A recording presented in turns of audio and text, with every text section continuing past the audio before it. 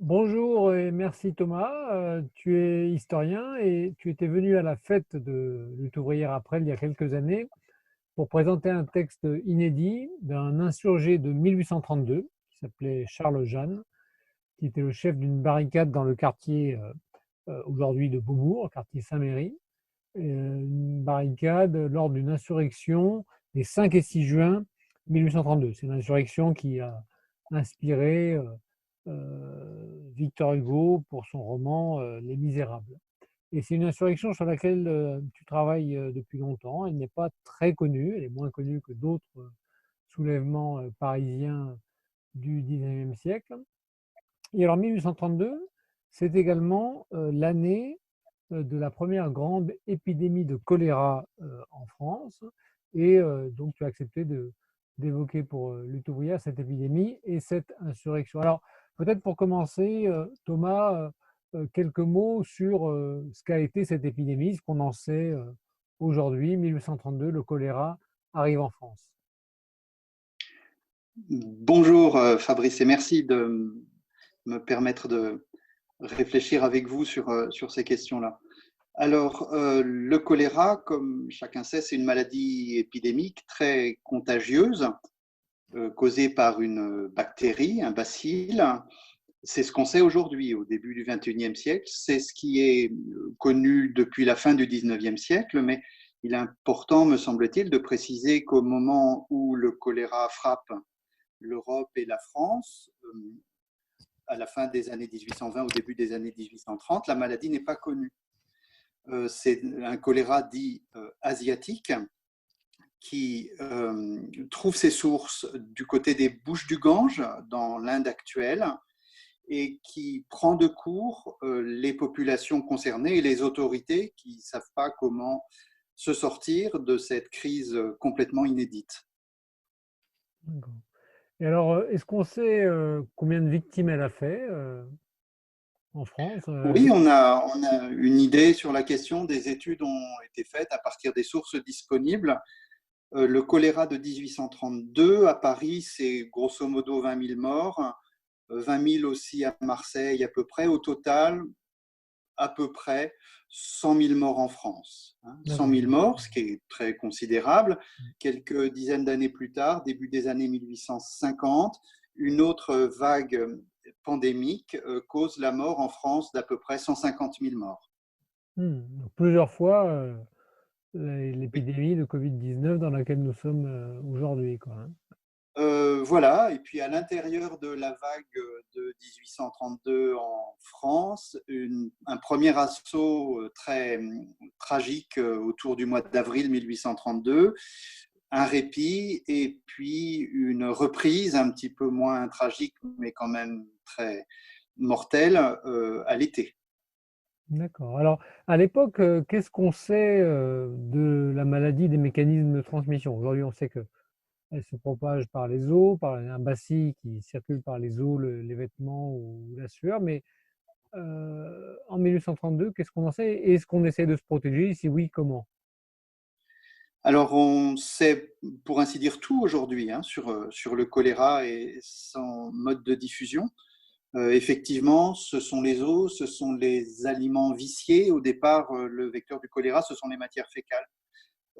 À l'époque, cette maladie laisse dans l'incertitude la plus complète. Certains prétendent qu'elle se diffuse par voie aérienne, d'autres par la nourriture, les liquides, mais aucune interprétation ne l'emporte. Les contemporains voient les symptômes du choléra et ces symptômes sont très impressionnants. C'est la soif, ce sont des crampes extrêmement douloureuses, c'est un ralentissement respiratoire, l'extinction de la voix, la baisse de la température et une mort très rapide. Dans certains cas, c'est simplement une dizaine d'heures entre les premiers symptômes et le décès. Hmm. D'accord. Alors, du point de vue des victimes, j'ai lu que le président du conseil, Casimir Perrier, en était mort, mais de façon plus générale, est-ce que la maladie, elle frappe plus les pauvres que les riches? Est-ce qu'on meurt plus dans les quartiers populaires que dans les quartiers bourgeois parisiens?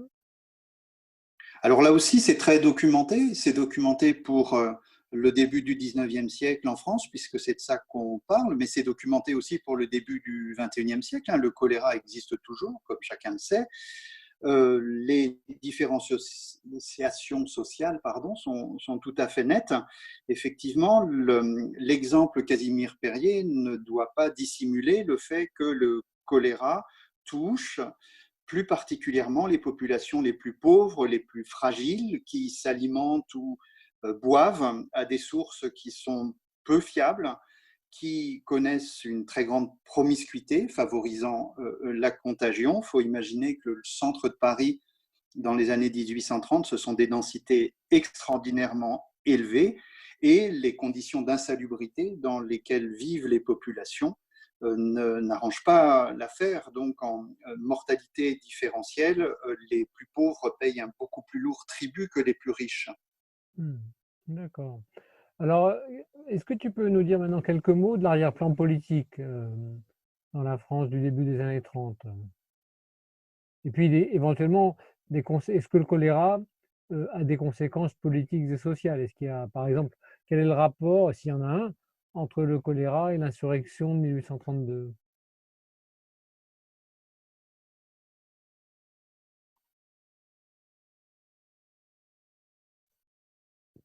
Alors, c'est vrai qu'il vaut la peine de souligner quel est l'arrière-plan politique, mais aussi économique et social, pour essayer de mieux comprendre la crise du choléra.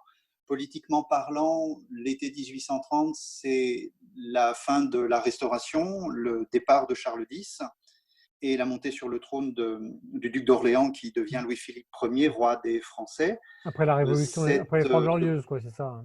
Trois Glorieuses. voilà, c'est les Trois Glorieuses de juillet 1830, un immense espoir populaire, sauf du côté des légitimistes partisans de la monarchie déchue, pardon, bien entendu.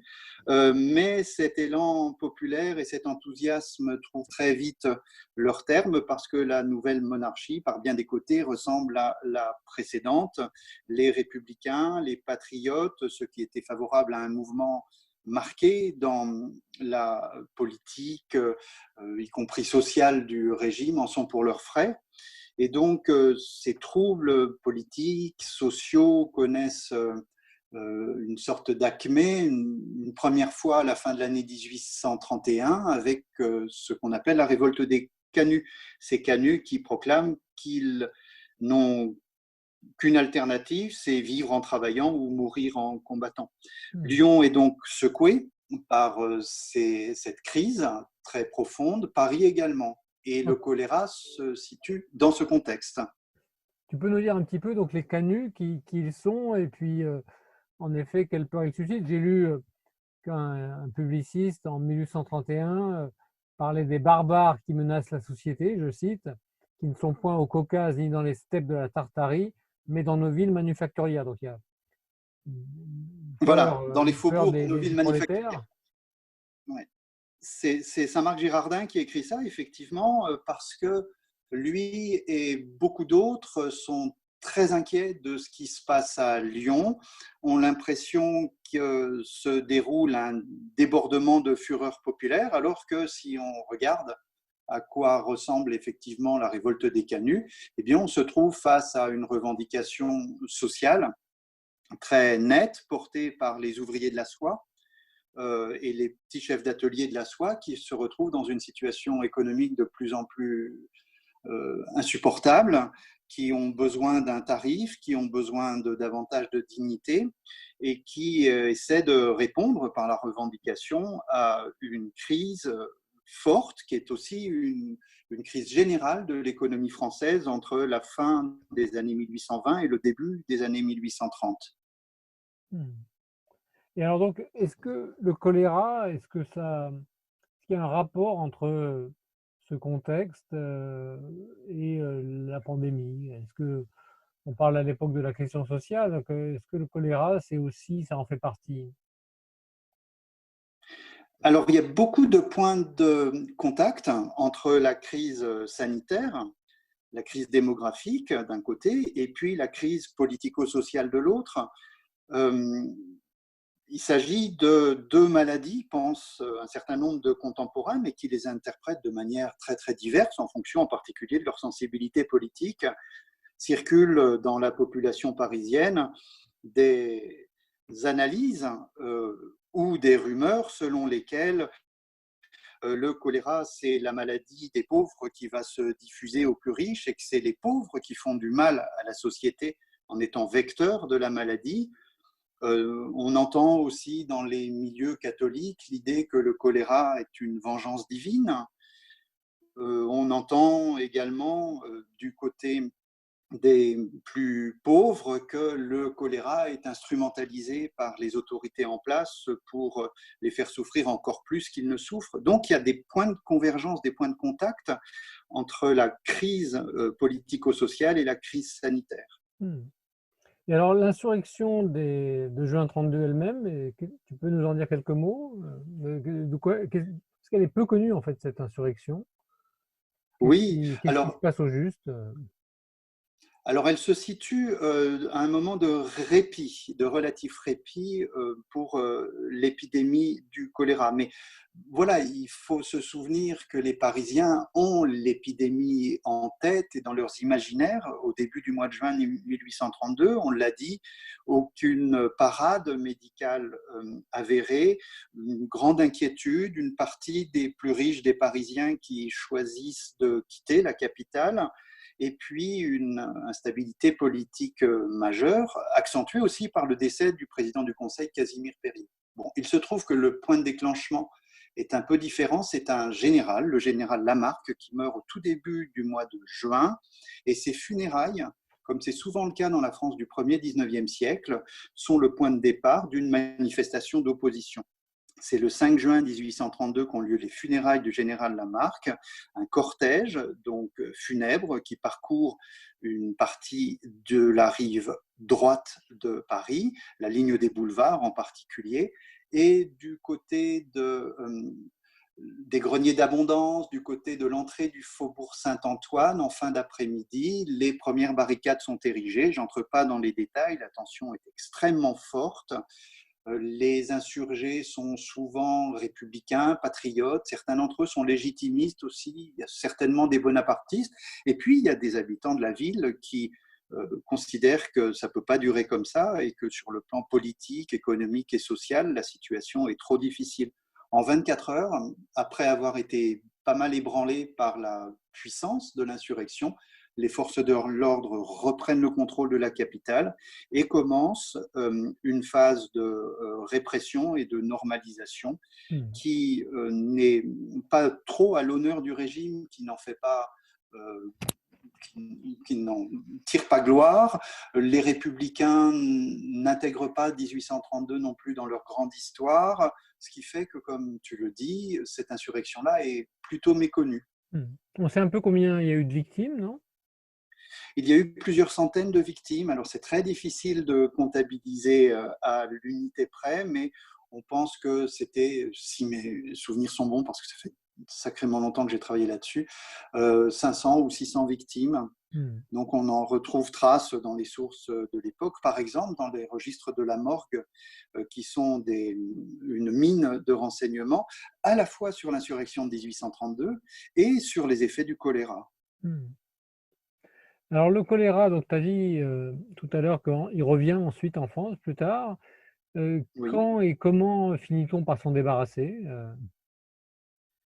Les grandes pandémies du choléra, c'est d'abord, comme on l'a dit, fin des années 20, début des années 30 jusqu'à l'orée des années 40, puis la mi-siècle jusqu'au début des années 60.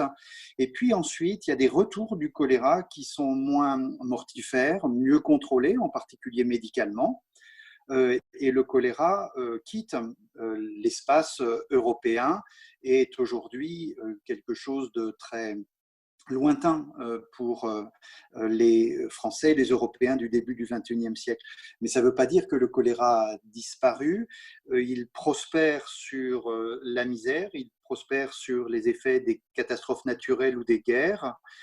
Du choléra, il y en a eu en Haïti en 2010. Du choléra, il y en a eu très très récemment, même si ça n'a pas été autant souligner que ça au Yémen en 2017.